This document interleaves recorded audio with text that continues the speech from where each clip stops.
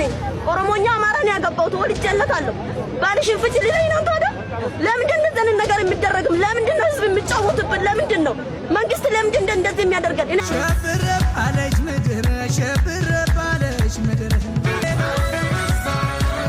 ዛሬ ማን በጣም በህይወቴ የመረረኝ ቀን በጣም ኢትዮጵያ ውስጥ መኖር ያስጠላኝ ቀን ነው የምላቸው እግዚአብሔርን አምላክ ዛሬ ስራ ወጥቼ እንዳለ ዕቃዬን ወሰድብኝ ደንቦች ትግራይ ሄደንም እንዳንሰራ አፈሳለ ጦርነት ሸሽተን የመጣን ምን ይለኛል ጠንቋዩ ኦርቶዶክስ ጋር ሂጂ ይለኛል ጸበል ሂጂ ይለኛል እንተ ጋር እንዳትሄጂ ይለኛል እግረኛው ሚዲያ ተይዟል ያው ሲጠበቅ የነበረ ነገር ነው እንግዶቼ ሁላችሁም ስላገኘዋችሁ በመሃላችሁ ስለተገኘው እንደመባረክ እንደመቀደስ ቆጥረዋለሁ እንደ ቅድስና ቆጥራለሁኛል ከሰራዊት ጋር ቁጭ ስላልክ ግን ስንት ጳጳስ እንኳን እናገራለን እንደ ገዳም ሁሉ ወልዳባ ገዳም እንኳን ሄደን እንኳን እንደዚህ አይነት መግለጫ አልሰጠም ያቺ ክራንች አሁን ላይ እስር ቤት ይዟት ይገባል ወይስ እንዴት ነው የሚሆነው ነው ሁለት እርስ በርስ የሚፈላለጉ እስረኞች አንድ ቦታ ሊኖሩ ይችላሉ አንዱን በዛ ክራንች ሊጎዳው ይችላል መንገድ ላይ ስትወልድ እንግዲህ በአካባቢው የነበሩ ሰዎች እሷን ለመርዳት ጥረት ሲያደርጉ ነበር ሰላም በድጋሚ በአዳዲስ መረጃዎች ተመልሼ መጣሁኝ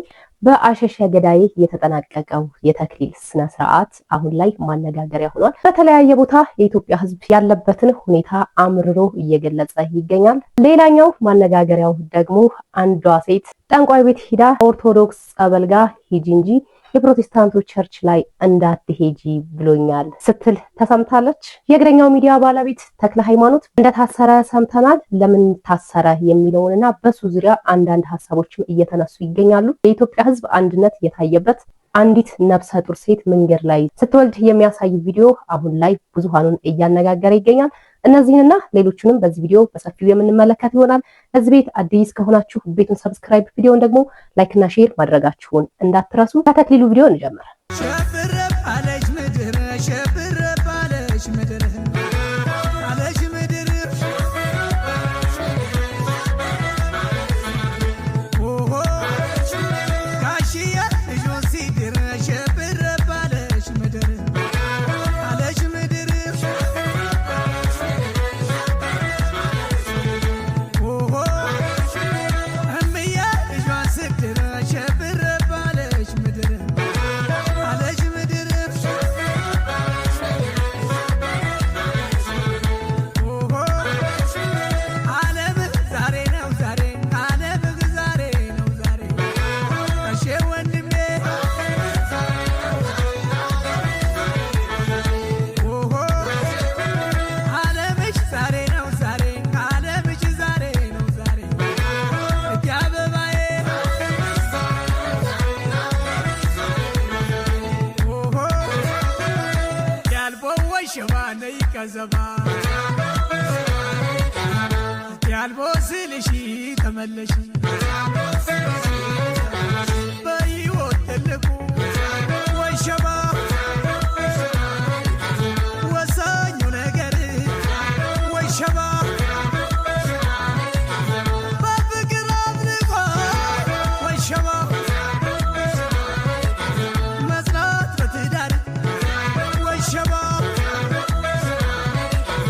ከምንም በላይ ቪዲዮን ሳየው በመሃል ሴቷን ይገለግሏታልና በቃ ሊያስቆማት ነው ምናምን ብዬ ስጠብቅ ቦታ እያቀያየሯቸው ነው የነበረውና እዚህ ጋር ጥምጣም የጠመጠመ ቄስ አያለሁኝ ቪዲዮ ላይ ማለት ነው ብዙ ጊዜ ይመስለኛል ይሄ ነገርም ክፍለ ሀገር ነው የተቀረጸው ብዙ ጊዜ ይሄ በጣም ገጠራማ የሚባል ቦታ እንደዚህ ነገር የተለመደ ነው ተክሊሉን ያደርጋሉ ቁርባኑን ያደርጋሉ ከዛ ቤት ማታ ላይ ምናምን ይዘፍናሉ ማለት ነው ታዲያ እነዚህ ሰዎች ተጠያቂ ናቸው ወይ የሚለው ጥያቄ ውስጥ ቢሆንም እኔ ግን በግሌ ተጠያቂዎቹ ከላይ ያሉት ቤተክርስቲያንን የሚያስተዳድሩት የሚያስተምሩት አካል ናቸው ምዕመኑን በደንብ ማስተማር መቻል አለባቸው ምክንያቱም ምዕመኑ የተማረውን ነገር ነው የሚያደርገው ምናልባት እንደዚህ አይነት ትምህርት ላይ ሰጣቸው ይችላል ይሆናል እነዚህ ሰዎች አልተማሩም ሊሆን ይችላል ስጋው ደግሞ ከተወሰደ በኋላ ምን መደረግ እንዳለበት አያውቁም ይሆናል ወይም እንደው በተክሊል መገባት ስለፈለጉ ብቻ ሊሆን ይችላል የተጋቡት እነዚህ ሰዎች ነው ሁሉ ላይኖራቸው ይችላልና መምህራን በተለይ ገጠር አካባቢ የምታስተምሩ ሰዎች ስርዓትን በደንብ ብታስተምሯቸው ማለት ምን መደረግ አለበት ምን መደረግ የለበትም የሚለው ማለት ነው አንዳንድ በጣም ትናንት ማታ በሰራሁት ቪዲዮ አይተናል አይደል በቃ ይሄ ልምድ የሆነ ስርዓት አለ ማለት የክርስቲያን ስርዓት ያልሆነ ግን ዝም ብሎ በማህበረሰቡ አይምሮ ያለ እንዲህ ቢሆን እንዲሆናል እንደዚህ ቢሆን እንዲሆናል እየተባለ በቃ ልምድ ማለት ነው። ጭራሽ የቤተክርስቲያን ስርዓት ላይ የማይገናኝ የተጣረሰ ነገር እሱ ከሚሆን የቤተክርስቲያን ስርዓት በስነ ስርዓት ለልጆቻችሁ ብታስተምሯቸው መልካም ነው እና እኔ በነበርኩበት አካባቢ በጣም የሚገርመኝ ነገር ነበረ። ነግሬያቸዋለሁ። ኦሮሚያ ክልል ለረጅም ጊዜ ተቀምጫለሁና ቤተክርስቲያን ኪዳን ስትሄዱ በጣም የሚቆጠር ሰው ነው የሚኖረው። በቃ 3-4 ሰው ይኖራል ሌሊት ላይ ማለት ነው። ከዛ ኪዳኑ አልቆ ልክ ቅዳሴ ሲጀመር ይነጋጋል። በዛው በ3-4 ሰው በእኛ አካባቢ ሴቶች አካባቢ ማለት ነው ቅዳሴው ይጀመራል። ልክ ወይ መሀል ቅዳሴ ላይ ዘወር ካል ቤተክርስቲያኑ ጥቅጥቅ ብሎ ይሞላል ማለት ነው። ይሄው ቅዳሴ እየተቀደሰ ችግር የለባቸውም ይገባሉ ይወጣሉ እና እንደፈለጉ ይሆናሉ ማለት ነው። ይሄ ታዲያ ከምን ችግር ነው ካል አሁንም ስርዓትን ከማስተማር ጉድለት የመጣ ነው። ከዚህ በላይ ብዙ ነገር ከመሆኑ በፊት ትክክለኛ ቤተክርስቲያን ስርዓት ምንድነች የሚለውን መምህራኖች ይሄ ክፍለ ሀገር ላይ የወረዳችሁ በደንብ ታስተምሩ መልካም ነው። ስለዚህ እንደዚህ አይነት ቪዲዮዎች ሲወጡ ቪዲዮውን ቫይራል ከማውጣትና እንደው የራሳችን ሐሳብ ከማንጸባረቃችን በፊት ወይም ከመገረማችን በፊት የቤተክርስቲያን አባቶች ስርዓትን አስተምሩ። ከዚህ በላይ የሆነ ሌላ ነገር እንዳናይ ማለት ነው። እዚህ ጋራ ቲክቶከሩ ምንም ጥፋት የለበትም። ቪዲዮውን ቀርጾ እዩልኝ ከማለት ውጪ ማለት ነው። ኮፒ ሊንክ፣ ሼር፣ ፖስት እያደረጋችሁ ለብዙዎች አዳርሱት። እዚህ ጋራ ልጁ አላጠፋም። መቼም መስቀል ጥላ ወንጌል ወጥቶለት አልሳለምም አይል ነገር። ይሄ ስርዓት ሲጣስ እዩልኝ፣ በዚህ ልክ ስርዓት ጥሰው አከበሩኝ ከማለት ይልቅ ቪዲዮን ባይለቀው መልካም ነበር። በነገራችን ላይ ይሄ ወንድማችን ቀን ነው፣ በበጎ ስራዎቹ እናውቀዋለን። እኔ ግን መናገር የምፈልገው እነርሱን ነው። ማለትም መስቀል ጥላውንና ወንጌሉን የያዙትን ሰዎች ማለት ነው። መጠየቅ የምፈልገው ነገር አለ። ከብፁዓን ሊቃነ ጳጳሳት ውጪ ከመቼ ወዲህ ነው ምዕመናን ቤተክርስቲያን ሲመጡ እናንተ ለምዕመናን መስቀል ጥላና ወንጌል ይዛችሁ መውጣት የጀመራችሁት? ይሄን ስርዓት እስኪ የታመጣችሁት? በነገራችን ላይ ስውሯ ማርያም ቤተክርስቲያን ውስጥ የሚደረግ የስርዓት ጥሰት ይሄ ብቻ አይደለም። መጨረሻ ላይ እናየዋለን። ቀድሞ ለአንድ አመንዝራ ለሴጣን ባሪያ ለሆነች ጋለሞታ ሴት ታቦት ይዘው ወጥተው ቤተክርስቲያንን አዋረዷት በፊት። እንዲሁም ባለፈው አዲስ አበባ ላይ አንድ የሴጣን አገልጋይ ከውጭ ሀገር መጣ ብለው ጥላና ወንጌል መስቀል ይዘው ወጡ። ያውም ክርስቲያን ላልሆነ ሰው እንዲያደረጉ ያን በዝምታ ታለፈ። ይሄ ሁሉ በዝምታ ስለታለፈ ይሄው ዛሬ በየአድባሩ አንድ ታዋቂ ሰው እንዲሁም የገንዘብ ምንጫችን ነው ብሎ ያሰቡት ሰው ከመጣ ስርዓቱን ጠብቀው እግዚአብሔርን ከማስደሰት ይልቅ እግዚአብሔር ይክፋው ስርዓቱ ገደል ይግባ ብሎ ሰውየውን ለማስደሰት የሌለ ያልነበረ የማይገባ ስርዓትን ሰርተው ይሯሯጣሉ። ከየት አመጣችሁት ቢባሉ ከየትኛው የስርዓት መጽሐፍ አገኛችሁት ቢባሉ መልስ የላቸውም። ለተንኮል ይራቀቃሉ እንዳለ ኢሳይያስ ነገም ጥፋት ነው ብሎ ይቅርታ እንደመጠየቅ ይቺን ጥፋታቸውን ለማጽደቅ ካባ ለብሶ ሻሹን ጠምጥሞ መስቀሉን ጨብጦ ድምጻቸውን አወርን ነው ልጆቼ ይሄ ስራ ልክ ነው ብለው የሌለ ስርዓት ለመስራት እና ለመናገር ቪዲዮ ሰርቶ ይመጣሉ። እናንተ ሁሌ ሷጥታችሁ ብሎ ጥፋቱን ወደኛ ገልብጠው ጉዳዩን አዳፍነው ዘግቶት ይሄዳሉ። የሚጠይቅ የሚገደው ምን የለምና ህዝብ እውቀትን ከማጣት የተነሳ ጠፍቷል የተባለን ህዝቦች እኛ ነን። ምንም ይሁን ምን የማይገደን ቆብ የደፋ ሻሽ የተመጠመ ኩታራ የሚያላግጥብን የሚጫወትብን ህዝብ ማለት እኛ ነን። እንዲሁም በዚህ ስውሯ ማርያም የሚፈጸመው ለገንዘብ ተብሎ የሚደረገው የስርዓት ጥሰት ይሄ ነው የማይባል ነው። ለምሳሌ ይሄን ቪዲዮ አይተን እንምጣ። የቅቤ እምነቷ በኩንታል ከመርካቶና ከጫጫ ነው የሚገባው። እመቤቴ በስመ አብ ወልድ መንፈስ ቅዱስ ብሎ የሚባርከው ካህን የለም። ቀጥታ ቢሮ ነው የሚገባው። ከዛ ቢሮ ውስጥ ይገባል። ይሄ ያለ ጎረምሳ ተወኝ እንደው በአካውንት የሚገባው የጉዞውን ምንም ይብሉ ያው ደምረም ገንዘብ ይበላል። ሽባ አድርገን እናስቀምጥሻለን አቅም አለን አለችኝ። ቤተክርስቲያን ድፍት ቢል ምዕመናን ድፍት ቢል ጉዳዩ አይደለም። ዋና አስተዳዳሪም አሁን በገንዘብ ስለዞሩ ስለምዕመናን ጉዳያቸው አይደለም። እሳቸው ስልካቸውን ይዘው ዙሪያው አንተ ኪዳን ታምረ ማርያም እኮ እንዲነበብ አይፈልጉ አይነበብም። ታምናለህ? ይሄ ሁሉ የሚደረገው በዚሁ ገንዘብ ወዳጅ በስውሯ ማርያም አስተዳዳሪ አማካኝነት ነው። የሚናገራቸውን ሰው እንዲያሳስራሉ። እነዚህ ቲክቶከሮችም ይሄዱት የተሰራውን የገቢ ምንጭ ሆኖን ለሱ የሚከራየውን አዲሱን አዳራሽ ለማስተዋወቅና እንዲሁም ለመለመን ነው። ተመልከቱ። አንድ ዓመት በፊት የገቢ ማሰባሰቢያ በቀጥታ ስርጭት በእናንተ አድርገን ከ26 ሚሊዮን ብር በላይ መሰብሰቡ ይታወቃል። የዛሬ ዓመት ያሳየናችሁ ይህ ህንፃ አሁን ላይ ተጠናቆ ሱባኤተኞችን ጸበልተኞችን እያስተናገደ ነው። ይሄ ሁሉ ልማት እየተሰራ የሚገኘው እዚሁ ገዳም ባሉ አባቶቻችን ነውና የሰጣችሁትንም ገንዘብ ወደ ልማት እየቀየረ ስለሆነ ከታች ባለው አካውንት የምትችሉትን እገዛ አድርጉ። ስለዚህ ይህ አስተዳዳሪ ለገንዘብ ምንም ነገር ያደርጋል። ለዚህም ነው ስርዓተ ቤተክርስቲያንን ሲንድ ቅንጣት የማይሰማው። ነገር ግን በጊዜ እግዚአብሔር ቤቱን ያጸዳል። እንዲሁም እናንተ ቲክቶከሮች በደግነት ከሆነ ይህን ስራ የምትሰሩት አትታለሉ፣ ልክ አይደለም፣ የበደሉ ተካፋይ አትሆኑ። አውቃችሁ ለገንዘብ በክፋት ከሆነ ግን ይሄን የምታደርጉ ደግሞ የእግዚአብሔርን በትር ጠብቁ። ምዕመናንም እንዲህ አይነት ነገሮችን ተቃወሙ። ስርዓተ ቤተክርስቲያን ይከበር፣ ፍትህ ለስርዓተ ቤተክርስቲያን ብላችሁ ቆሙ። ኮፒ ሊንክ፣ ሼር፣ ፖስት እያደረጋችሁ ለብዙዎች እንዲዳረስ አድርጉ። ይሄ እኮ ትንሽ የስራ የስርዓት ጥሰት ነው። ለምንድን ነው ይሄን ያህል የምትናገራቸው ካላችሁ እቺ ትንሽ ስርዓት ጥሰት አይደለችም፣ ትልቅ የስርዓት ጥሰት ነው። የሌለ ስርዓት እየሰሩ ቤተክርስቲያንን እያጠፉ ያሉ እንደነዚህ አይነት ሰዎች መወቀስ መከሰስ መቻል አለባቸው ለማለት ነው። ለብዙዎች እንዲዳርስ የሚችሉት ነገር አድርጉ። ይቆያል። የንግድ ቤት ከሆነች ሰነባብታለች እንደምናየው ማለት ነው። እኛም ሰው ይቀድማል፣ መጀመሪያ ህንጻ ስላሴ ይቀድማል፣ ለህንጻ ስላሴ ድረሱለት እያልን እየጮህን ነው። ነገር ግን እየተሳለጠ ያለው ንግዱና ህንጻዎቹ ናቸው ማለት በግንብ የሚሰሩት ህንጻዎች። ልማት ጥሩ ነው፣ ልማትን አንቃወምም። ነገር ግን ፕራዮሪቲ መሰጠት ያለበት ማን ነው? ወይ መቅደም ያለበት አካል ማን ነው? ህንጻ ስላሴ በየቦታው እየወደቀ አይደለም ወይ? ህንጻ ስላሴ ላይ ምንድነው የሰራችሁት? ህንጻ ስላሴን ምንድነው እያደረጋችሁ ያላችሁት? ጌታችንና መድኃኒታችን ኢየሱስ ክርስቶስም ካህናቶችን ጠይቃችኋል ብዬ የማስበው ምን ያህል ምእመናንን ወደ ቤት ያመጣችኋል? ምን ያህል ምእመናን በእናንተ ቃል ተጽናንቷል? ምን ያህል ምእመናንን ደቀ መዛሙርት ያደርጋችኋል ብሎ ነው እንጂ ምን ያህል ህንጻ ገነባችሁልኝ ብሎ ይጠይቃችኋል ብዬ አላምንም።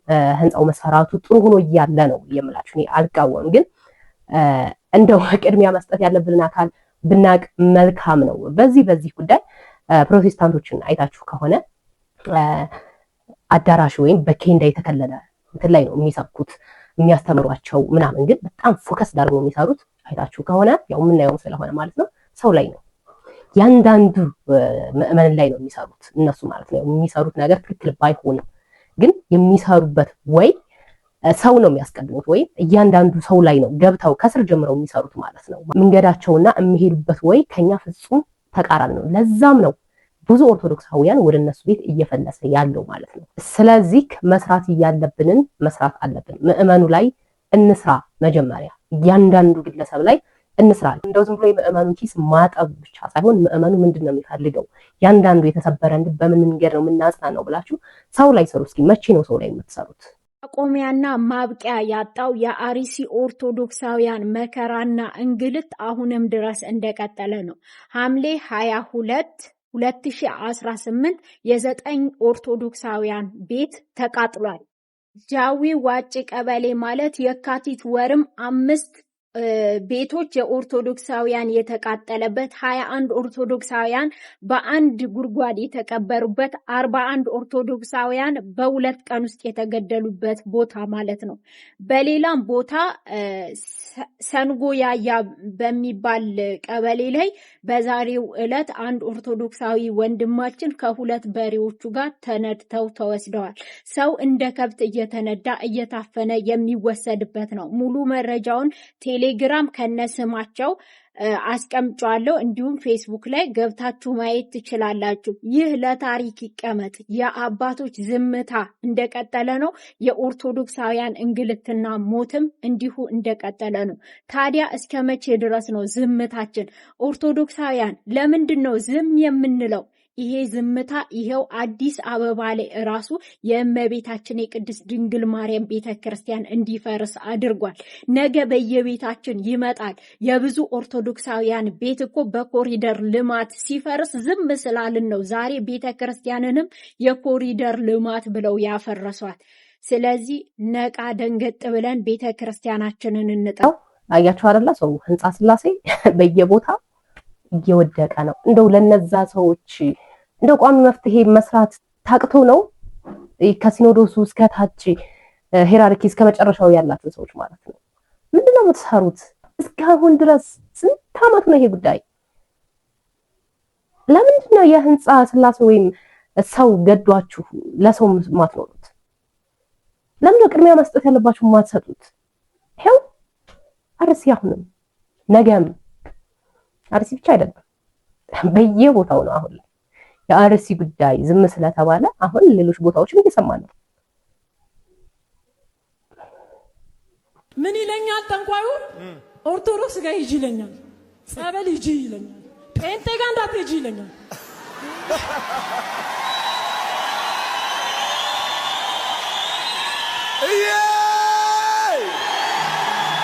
ምን አለኝ? ስሚ አለኝ ማስጠነቅቅሽ ጴንጤ ጋር እንዳትደርሺ። የሚካኤል ቀን አለኝ የገብርኤል ቀን በ30 ዮሐንስን ቡናፊ አለኝ። ገብርኤልና ሚካኤል በጣም ይነገሳል፣ በጣም ይከበራል። ጠንቋዩ ቤት ቤተክርስቲያንም ሲሄድ በጣም ይደገሳል። ይሄ ቪዲዮ ለዚህ ሴትዮ ቢደርሳት በጣም ደስ ይለኛል። ለምን ይሄ ጠንቋይ ያልሽው አካል እሱ ወደሚፈልገው ቦታ ላይ ልኮሻል። በነገራችን ላይ ቤተክርስቲያን ሂጂ፣ ጸበል ሂጂ፣ ጴንጤ ጋር እንዳትሄጂ ሲልሽ ቤተክርስቲያን ብትሄጂ ጸበል ብትሄጂ እንደምትድኚ ስለሚያውቅ ጴንጤ ጋር እንዳትሄጂ፣ ስለዚህ የትያለሽ ጸበል ሂጂ። ሌላ ምን አይነት ሳይኮሎጂ ሰርቶብሻል? እሱ የሚካኤልን የገብርኤልን ስዕል ቤት አስቀምጦ ልክ እንዳንቺ አይነቶቹን የሚያጃጅልበት ማለት ነው። እዛ ስላየሽ ቤተክርስቲያንም ቢሄድ ያው ሚካኤልና ገብርኤል ነው ያሉት የሚል ኢንቴንሽን እንድትይዥ ያደረገሽ። ከዛ እሱ ወደሚፈልገው ወደ ሌላ ጥልቅ ጨለማ እንድትሄጂ አድርጎሻል። እንኳንም ኦርቶዶክስ ሆንኩኝ እያላችሁ ጻፉልኝ ኮሜንት ላይ። ይሄን ቪዲዮ እስከ መጨረሻ ይዩት። ይሄንን ያልኩሽ ለምን መሰለሽ? ይሄን ቪዲዮ ስሙት።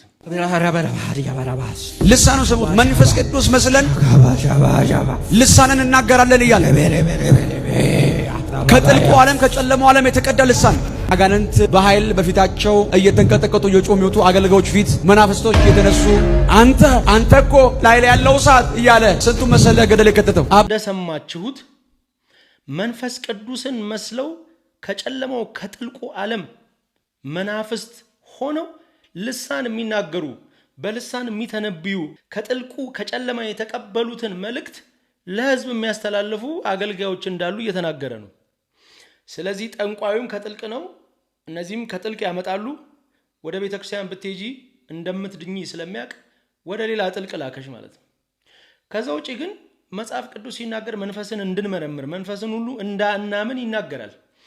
ብዙ ጊዜ ጠንቋይ ቤት የገብርኤል ስዕል አለ፣ የሚካኤል ስዕል አለ እና ቤተክርስቲያንም ተመሳሳይ ናት በቃ ብለን እንድናምን አድርጎናል ይላሉ። በመጀመሪያ ጠንቋይ ቤት ለምን እንደሄዳችሁ ራሳችሁን ጠይቁ። ምን አይነት ንዋይ ፍለጋ ይሁን ምን የሆነ ነገር ከእግዚአብሔር ውጪ የሆነ ነገር ፍለጋ ነው ጠንቋይ ቤት የምትሄዱት። ከዛ ውጪ ግን አይደለም የገብርኤል የሚካኤልን ስዕል በክርስቶስ በስሙ ሰዎችን የሚያሳስቱ ነቢያት ነን የሚሉ ሰዎች እንደሚመጡ መጽሐፍ ቅዱስ ይናገራል። ታዲያ የገብርኤልን ስዕል የሚካኤልን ስዕል ምን መያዝ ያስገርማል? ዓለም ላይ እኮ እኔ ኢየሱስ ነኝ ያሉ ሰዎች እኮ አሉ። ስለዚህ ክርስቶስን አምላክን ፈጣሪን ሳይፈሩ ነቢያት ነን የሚሉ በውሸት የሚያጭበረብሩ ሰዎች ካሉ በሚካኤል በገብርኤል ስም ማጭበርበሩ ጠንቋይ ነኝ የሚል ሰው ምን ያስገርማል? ምንም የሚያስገርም ነገር የለውም። ግን ከጨለማ ወደ ጨለማ እንድትሄጂ የሰራብሽ ሳይኮሎጂ ጠንቋዩን በጣም ሳላደንቁ አላልፍም በዚህ አጋጣሚና ለማንኛውም ግን ይሄ የሚለው ነገር ምን እንደሆነ አልገባኝም። በጣም የሆኑ ቪዲዮዎች ላይ እንደዚህ ሲጮህ ሰማዋለሁ የሰውዬና ምን ማለት እንደሆነ ምን እሱም ልሳን ነው ምን ለማንኛውም ግን ከጥፋት ወደ ጥፋት እንደሄደች የምታውቋት ሰዎች ንገሯት። ጨርሻለሁ። እግዚአብሔር ይስጥልን። መቼም የነሱ ድራማ አያልቅም። ሲጀመር ለምንድን ነው ተንኩት ቤት ሄድሽው? ሲቀጥል በነገራችን ላይ እነሱ እዛ የለፈለፉት ነገር ሁሉ እውነት ነው ማለት አይደለም። ድራማ ነው የሚሰሩት። አንገታቸው ላይ መስቀል አስደርገዋቸው የኦርቶዶክስ አይነት አለባበስ አስለብሰዋቸው ምናምን እየሄዱ ዲያቆንን ብሎም እስከ ማለት ድረስ እየደረሱ እንትን የሚሉት ነገር አላቸው። ድራማ የሚሰሩት ነገር የታወቀ ነው እና ምን ሲል ሰማሁት? አይ ቲንክ ምሕረተአብ ድሮ ሲሰብክ ጠንቋይ ጋር የሚሰራ ስራ ማለት ነው ዋናው እሱ ጋር ነው አይደል? ዋናው ትልቁ መንፈሱ ማለት ነው። ሰው ሌላው የእሱን ታዛዦች እነሱ ጋር ነው የሚያስገባውና እሱ ወደሚፈልገው ነገር እንዲሄዱ የሚያደርገው ላይ እሱ አለ። ከዛ የሚታዘዙት በእነሱ ውስጥ ያስገቧቸዋል ማለት ነው። ጠንቋይ ቤት የሚሄዱትን ሰዎች የእሱን ምንድነው የእሱን ታዛዦች እነሱ ውስጥ ያስገቧቸውና እሱ የሚፈልገው ነገር እንዲናገሩ እሱ ወደሚፈልገው ነገር እንዲሄዱ ምናምን የሚያደርግ ሴትዮዋ ሳትሆን በእነሱ ላይ የሚልከው መንፈስ ነውና መንፈስና መንፈሱ መጀመሪያ ኮኔክትድ ይሆናሉ ማለት ነው። ሴም ቲንግ እነዚህኞቹ ቤትም እየሆነ ያለው እሱ ነው እና እህቴ በመጀመሪያ አይ ዶንት ቲንክ ኦርቶዶክስ እንደነበረች ምናምን አላምንበትም። ድራማቸው ነው ግን በቃ ጎልድ ስለገለጸው እዚህ ላይ ምንም ማለት አልችልም። እግዚአብሔር ልቦና ይስጠን ለሁላችን። ሌላኛው የእግረኛው ጉዳይ ነው። እግረኛው መታሰሩን ትናንት ሰምተናል። ግን እስኪ ከመታሰሩ በፊት ያለውን እንስማ። እንግዶቼ ሁላችሁም ስላገኘኋችሁ በመሃላችሁ ስለተገኘው እንደመባረክ እንደመቀደስ ቆጥረዋለሁ። በመሃላችሁ ስለተገኘው እንደመባረክ እንደመቀደስ ቆጥረዋለሁ። ከስንት ጳጳስ ከስንት ከገዳማት ጋር እኮ ኢንተርቪው አድርጓል። ገንዘብ ያለው ሰው ካገኘ እግረኛ ሚዲያ ምን አይነት ማሽቃበጥ ነው የምታሽቃበጠው? እንደ ቅድስና ቆጥራለሁኛል ከሰራዊት ጋር ቁጭ ስላልክ ግን ስንት ጳጳስ እንኳን እናገራል። እንደ ገዳም ሁሉ ወልዳባ ገዳም እንኳን ሄደ እንኳን እንደዚህ አይነት መግለጫ አልሰጠም። ከእናንተ ጋር መገኘቴ እንደ መባረክ ነው እንደ መቀደስ ነው ብለህ ትቀደዳለህ። መቀደስ ነው ከሰራዊት ጋር ቁጭ ስላልክ ነው መቀደስ ወይስ ከማጋ ነው? ከነካሪድ ጋር ነው? እስቲ ንገረኝ። መባረክ መቀደስ የሆነበትን መንገድ ንገረኝ። እግረኛው ሚዲያ ተይዟል። ያው ሲጠበቅ የነበረ ነገር ነው። ምክንያቱም በፍርድ ሂደት ላይ ያሉ ጉዳዮች ላይ የምንሰጣቸው ኮሜንቶችም ሆነ የምናቀርባቸው ዜናዎች ላይ ጥንቃቄ ማድረግ አለብን። በወንጀል ሕጋችን አንቀጽ 457 ላይ ተደንግጎ እንዳለ ውሳኔውን በፈለጉት ሁኔታ እንዲወሰን ተጽዕኖ ለማድረግ በማሰብ ልክ ያልሆነ ዜናም ሆነ ሪፖርትም ሆነ ተመሳሳይ ነገሮችን ማቅረብ እስከ 6 ወር ሊደርስ በሚችል ቀላል እስራት አሊያም ደግሞ በገንዘብ መቀጮ የሚያስቀጣ ወንጀል እንደሆነ በግልጽ ተደንግጎ ይገኛል ማለት ነው። ተከሳሾቹ ቀርበው ሲያቀርቧቸው የነበሩ ኮሜንቶች ዳኞች ኒውትራል ሆነው ውሳኔያቸውን እንዲሰጡ ሊያስደርጋቸው የሚችል ነው ተብሎ አይታሰብም። የእግረኛው ሚዲያ ባለቤት ተክለ ሃይማኖት አዳነ መያዙን በህግ ቁጥጥር ስር መዋሉን ሰማን። በመጀመሪያ ደረጃ ፖሊስን ማመስገን ይጠበቅብናል። እውነት ለመናገር ሁሉም ነገር ስርዓት እንዲይዝ ለምታረጉት ጥረት ሁሉ ከልብ የመነጨ ምስጋናችን ይድረሳችሁ። ሁለተኛው እሱ ፓርኪንግ አርጉልኝ የሚላት በተፈጥሮ ምክንያት የያዛት ክራንች አለች። ያቺ ክራንች አሁን ላይ እስር ቤት ይዟት ይገባል ወይስ እንዴት ነው የሚሆነው ነው? እስቲ የህግ ሰዎች ቢኮዝ እስር ቤት ይዟት የሚገባ ከሆነ ሁለት እርስ በርስ የሚፈላለጉ እስረኞች አንድ ቦታ ሊኖሩ ይችላሉ። አንዱ አንዱን በዛ ክራንች ሊጎዳው ይችላል። እንደዚህ አይነት እንትን በሚከሰትበት ሰዓት ምንድን ነው የሚደረገው? እኔ አሁን ስላልገባኝ ነውና እቺን ሐሳብ እስቲ የህግ ሰዎች አስተያየት ስጡባት። እንግዲህ በፊንቴክ ጉዳይ አቅርቦት የነበረው ሰው አዎንታ በርሲሳ ነው አይደለ? እነዛ ሰዎች ሲታሰሩ የሚያጭበረበሩ ሰዎች ሲታሰሩ አዎንታ በርሲሳ እጁ እንዳለበት ሲያሳስራቸው ምናምን እንደነበረ እሱ በሚዲያው በራሱ ጋብዞት አይተናል። እንደገና ደግሞ እሱ ራሱ አሁን ላይ ያያችሁት ማለት ነው እናንተ ጋር ስለተቀመጥኩ እንደ መቀደስ ቆጥረዋለሁኝ ያለው ብዙሃኑን አስቆጥቷል። ምክንያቱም ቅድስና ደረጃ ለመድረስ ያው ኦርቶዶክስ ስለሆነ ማለት ነው ስለሚያውቀው ቅድስና ደረጃ ለመድረስ መስፈርታቸው ምንድን ነው? ወይስ በወንጀለኛ የተጠረጠረ ሰው ጋር መቀመጥ ቅድስና ነው ወይ የሚለው ብዙሃኑን አነጋግሯል። ያም ሆነ ይህ ግን አዎንታ በርሲሳ መጨረሻ ላይ የተናገረው ነገር እጅግ በጣም ይደብራል። ማለት ሰው በሰውነቱ ሊከበር ይገባል። ማንም ሰው መጨረሻውን አያውቅም። ዛሬ እንቆማለን፣ ነገ ምን እንደምንሆን አናውቅም። ማንም ሰው የቆመ ቢመስለው እንዳይወድቅ ይጠንቀቅ ነው የሚለውና ክራንቹ ይገባ ይሆን ወይስ አይገባ ይሆን የሚለው አሳስቦት በአካሉ ላይ በተፈጥሮ ጉዳይ የመጣበትን የአካል ጉዳት እንደ መሳለቂያና እንደ ማፌዝ ነገር ማድረግህ የእውነት ያሳዝናል። ካንተ ይሄ አይጠበቅም፣ ነውር ነው ጭምር። በቃ የሆነ ሰው በሐሳብ ካልተስማማህ በሐሳብ ልትሞግተው ትችላለህ። በቃ ያልተመቸህን ነገር ሐሳብ አስተያየትን ልትሰጥ ትችላለህ እንጂ እግዚአብሔር ያመጣውን ነገር እንደ መሳለቂያና ወይም እንደ ማሸማቀቂያ መቁጠር ደስ አይልም፣ ያሳፍራል። ነገ አንተ ምን እንደሚደርስህ አታውቀውም። ስለዚህ ለአፍህ ለከት ቢኖረው መልካም ነው። ኦሮሞ ነኝ፣ ኦሮሞኛ አማራ ነው ያገባሁት፣ ወልጄለታለሁ። ባልሽን ፍቺ ሊለኝ ነው ታዲያ? ለምንድን ነው እንደዚህ ነገር የሚደረግም? ለምንድን ነው ህዝብ የሚጫወቱብን? ለምንድን ነው መንግስት ለምንድን ነው እንደዚህ የሚያደርገን? እኔ ለባለ ልጆች ከባል ልለይ ነው የወለድኩለት ባል ልተው ነው አማራ ነው ብዬ ለምንድን ነው እንደምን ነገር የሚደረገው? ለምንድን ነው የመንግስት አካል አላ የት ነው ያላችሁ ብሎ የወደቀ የሚያነሳ መንግስት ሆነ ለምንድን ነው እኛን የሚያነሳው?